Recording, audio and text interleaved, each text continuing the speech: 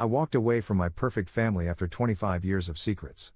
Now they're telling everyone I abandoned them. The letter arrived on a Tuesday, 3 days after my 30th birthday. I was sitting at my kitchen table, still in my pajamas and drinking coffee when I saw the crisp white envelope with my mother's unmistakable handwriting. My heart sank. 2 weeks of blessed silence shattered. Inside was a 6-page handwritten letter detailing all the ways I had broken my family's heart. How I had abandoned them. How I was throwing away decades of love and support. How my father couldn't sleep and my sister was in therapy because of me. How extended family members were asking questions they couldn't answer. The final page contained a scripture verse about honoring your parents, followed by a simple line, "We're having Easter dinner at 3 p.m. Your place will be waiting. Please don't hurt us again." I stared at that letter until the words blurred, then carefully folded it and placed it back in the envelope. 5 months ago, I had walked away from my picture-perfect family after 25 years of maintaining their carefully constructed image. 5 months of processing the weight that had finally lifted from my shoulders. 5 months of them alternating between love bombing and emotional blackmail to pull me back into the fold. The family I left behind isn't what most people would consider toxic at first glance. My parents are respected community leaders. Dad is a successful business owner who donates generously to local causes.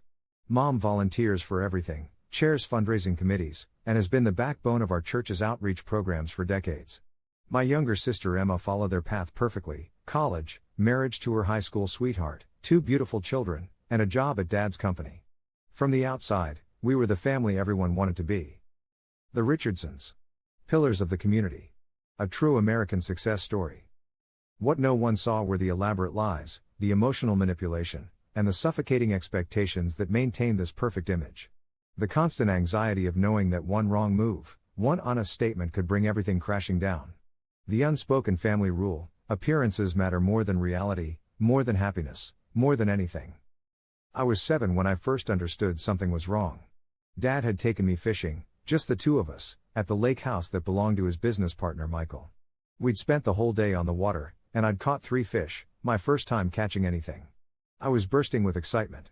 When we got home, Mom asked how the day went, and I started telling her about it. We went to Uncle Michael's lake house and Dad cut me off immediately. We went to Williams Lake State Park, remember, buddy? That's where we always go fishing. I looked at him, confused. But we were at Uncle Michael's house. He made us sandwiches and Dad laughed too loudly, ruffling my hair. Kids and their imaginations. We went to the state park, right by the main dock. Tell Mom about the fish you caught instead. Later, when Mom was making dinner, Dad pulled me aside. Listen, buddy, he said, his voice low and serious. Sometimes men need to have guy time without their wives knowing all the details. Mom doesn't like Uncle Michael very much, and it would hurt her feelings if she knew we went there. So we protect her by telling a little white lie. That's what good men do, they protect the women in their family, even from bad feelings. You understand? I nodded, feeling a strange mix of pride that Dad was sharing a man's secret with me and confusion about why we needed to lie. It would be years before I understood that Uncle Michael wasn't just Dad's business partner but his poker buddy, and their monthly fishing trips involved gambling away thousands of dollars while their wives thought they were at legitimate business meetings. That was my first lesson in the Richardson family values: lies aren't wrong if they maintain the peace. By the time I was in high school, I'd become an expert at navigating our family's complex web of secrets. I knew Dad had a separate cell phone he kept in his golf bag. I knew Mom had a private bank account she used to help her sister, whom Dad despised and refused to let visit our home. I knew my sister had been caught shoplifting 3 times but had never faced consequences because Dad took care of it with the store managers. I also knew about the fights that happened behind closed doors, vicious arguments where Mom and Dad would tear into each other with years of accumulated resentments, only to emerge from their bedroom an hour later smiling, holding hands, and acting as if nothing had happened. I learned to pretend I hadn't heard the screaming, the threats of divorce, the occasional sound of something shattering against a wall. What happens in this house stays in this house, Mom would remind us before company came over. It wasn't just a suggestion, it was the fundamental law of our existence. I played my part well through high school. I was an honor student, captain of the debate team, and volunteer at the hospital. I dated girls my parents approved of, daughters of their friends or church members. I went to the college Dad selected because it had the business program he wanted me to complete before joining his company. I never questioned the path laid out for me, because the few times I'd tried to deviate, I'd seen the swift and terrible consequences. When I was 16, I made the mistake of telling my parents I wanted to apply to film schools. I'd been making short films since middle school, teaching myself editing techniques and saving up for better equipment. I'd even won a few local contests. Dad's reaction was immediate and harsh. "No son of mine is going to waste his life on some Hollywood fantasy," he said, his voice cold. "Do you know what happens to kids who chase those dreams? They end up broke, addicted to drugs, or worse."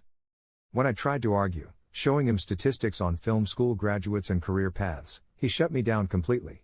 "This discussion is over. You will follow the plan we've talked about. Business degree, then joining the company." I persisted, foolishly believing that my passion might matter to them. "But I don't want to work at the company. I've never wanted that." Mom intervened then, her approach softer but equally manipulative. "Honey, do you know how much your father has sacrificed to build this business for you? He works 60-hour weeks so you'll have a secure future. How can you be so ungrateful?" The argument escalated until Dad delivered the final blow. "If you want to throw away everything we've built for you, fine. But don't expect us to pay for it. You want to chase some childish dream? Do it with your own money, in your own place, without our support." I was 16, with no way to support myself. The threat was clear: fall in line or be cut off completely. I apologized the next day, promised to focus on the right path, and buried my film school applications in the trash.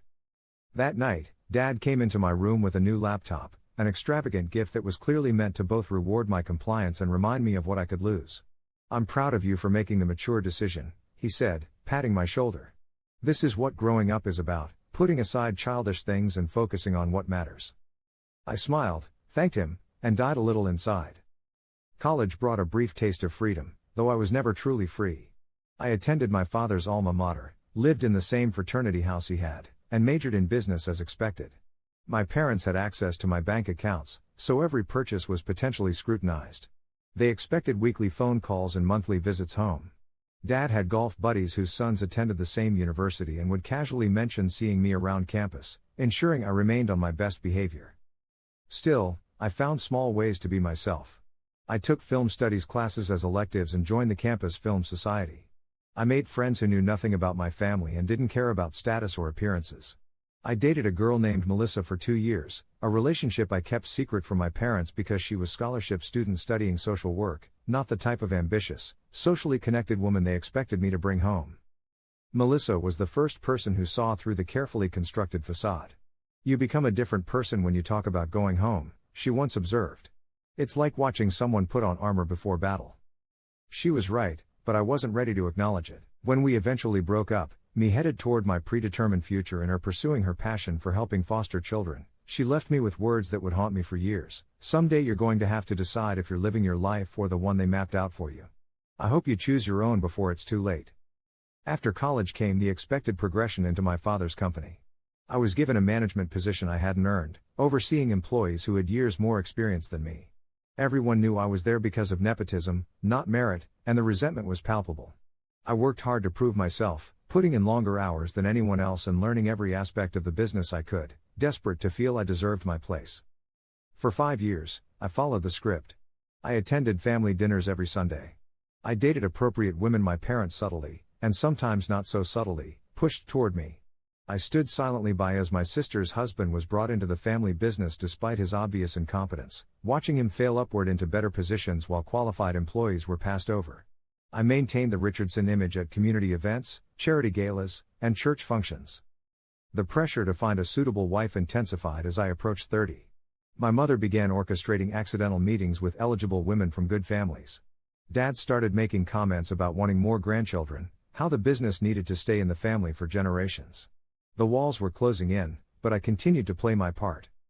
What broke me wasn't one dramatic moment, but a series of smaller ones that finally became too heavy to bear. It started with Uncle Michael's funeral. The same Uncle Michael from the fake fishing trips of my childhood had died suddenly of a heart attack. At the funeral, I watched my father deliver a moving eulogy about their 30-year friendship, speaking about integrity and honesty in a way that made my stomach turn.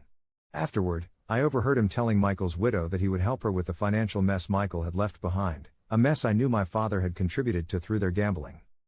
That same week, I discovered that Dad had been systematically cutting corners on building materials for a major project, substituting cheaper, non-code compliant alternatives that could potentially put people at risk. When I confronted him privately, his response chilled me. This is how business works in the real world, son. The inspectors have all been taken care of. No one gets hurt, and our profit margins stay healthy. Win-win. When I pushed back, suggesting we could still make a profit without cutting safety corners, he looked at me with genuine confusion. Why would we leave money on the table when we don't have to? This is why you're still learning the business, son. These are the moves that separate successful men from average ones. The final straw came during a Sunday dinner at my parents' house. My sister's husband Brad had been drinking heavily and started making racist jokes. When I didn't laugh, he turned confrontational. What's wrong, college boy? Too politically correct to laugh now? My sister intervened, not by addressing her husband's behavior but by pressuring me. Oh come on, he's just joking. Don't be so sensitive. I looked around the table, at my father nodding in agreement, my mother pretending not to hear as she served dessert, my 5-year-old nephew absorbing it all. 25 years of suppressed authenticity suddenly crystallized into perfect clarity. I couldn't do this anymore. Actually, the jokes aren't funny. They're racist and inappropriate, especially around children who repeat what they hear. My voice was calm but firm. The table fell silent. Brad's face flushed with anger, but before he could respond, my father stepped in. Let's change the subject. Emma, how are the plans coming for the school fundraiser? Just like that, the moment was supposed to be over. We were all expected to move on, to pretend nothing uncomfortable had happened. The Richardson way. But I couldn't. No, I don't think we should change the subject. We need to talk about why we're teaching these kids that this kind of talk is acceptable. Dad's expression hardened. Thomas, this isn't the time or place. When is the time or place? We never actually discuss anything real in this family. We just pretend problems don't exist until they go away. My mother's nervous laughter cut through the tension. Thomas is just tired from working so hard. Who wants coffee with dessert? I looked at my mother, really looked at her, and saw the panic in her eyes, the desperate need to maintain the facade at all costs. I recognized it because I'd seen it in my own reflection for years. I'm not tired, Mom. I'm done. Done pretending we're something we're not. Done ignoring the fact that this company Dad's so proud of is built on cutting corners and bribing officials. Done acting like the racist jokes and the lying and the manipulation are normal. The silence that followed was deafening. My nephew started crying, picking up on the tension, and my sister hurried him out of the room, shooting me a venomous look as she left. Dad's voice, when he finally spoke, was dangerously quiet. You will apologize to everyone at this table, and then we will never speak of this again. Is that clear? For the first time in my life, I didn't back down. No. I'm not apologizing for telling the truth. And I'm not doing this anymore. I stood up, my legs surprisingly steady despite the adrenaline coursing through my body. I'm leaving the company. I'm leaving this. Whatever this is. I can't be part of it anymore. My mother began to cry, big theatrical sobs that had worked to manipulate me since childhood. How can you say these things, after all we've done for you? That's the problem, Mom. Everything has always been transactional. Your love, your support, it all comes with conditions. Be who we want, do what we say, maintain the image, or lose it all. That's not love. It's control. Dad stood too, his face contorted with rage I'd rarely seen directed at me. If you walk out that door, don't expect to come back. The job, the trust fund, all of it, gone. I looked at him, suddenly feeling calmer than I had in years. I know. You've been holding that threat over my head since I was 16. I'm not afraid of it anymore. I walked out of their house that night and drove straight to my apartment. I packed essentials, called a realtor about selling my condo, which was in my name but in a building my parents had suggested, just 10 minutes from their house, and booked a hotel room for the week. By morning, I had emailed my resignation to the company's HR department and the board of directors. The next few weeks were a blur of activity. I sold my condo quickly, found a modest apartment in a city 2 hours away, and began applying for jobs where my family name wouldn't open doors. The financial reality was harsh. Without my executive salary and access to the trust fund, my savings would only last about 6 months, but the relief of finally being authentic outweighed the fear. The fallout was exactly as expected. First came the barrage of calls and texts, demands to meet, to explain myself, to stop this nonsense.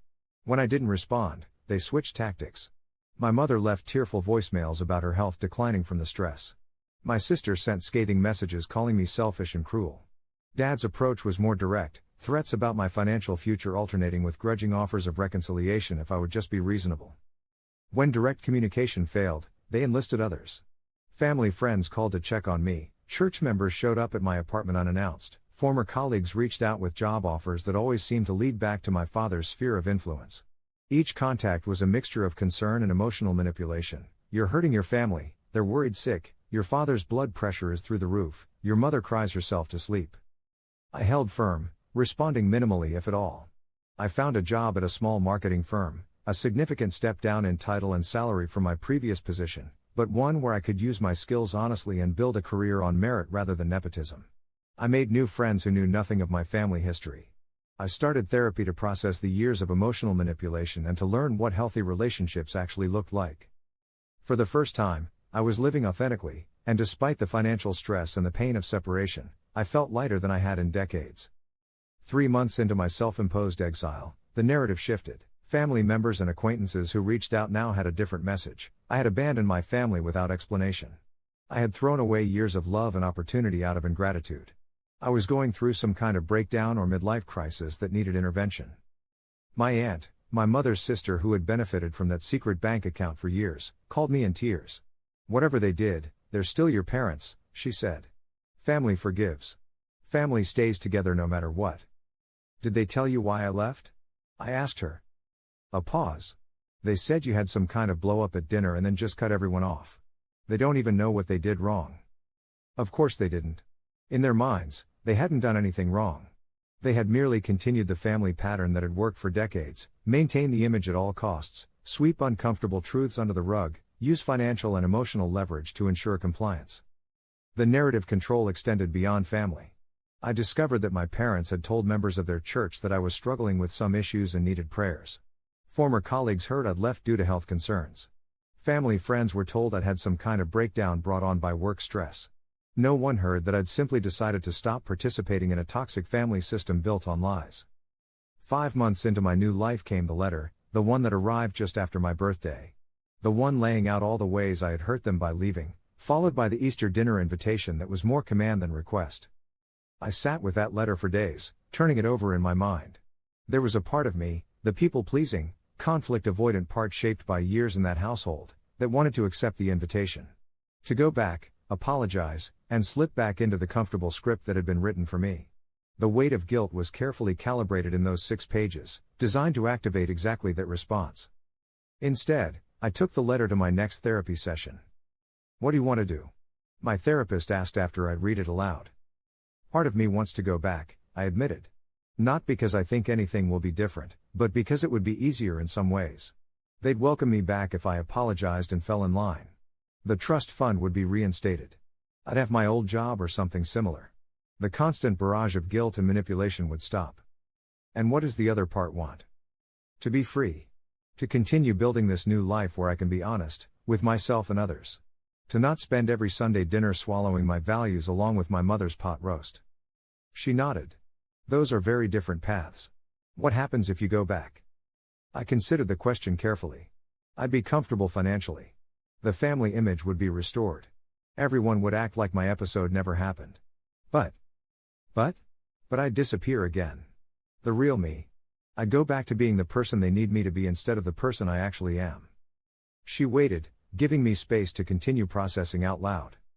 "And nothing would actually change," I finally said. "Dad would still run the company the same way. The family would still operate on secrets and image management.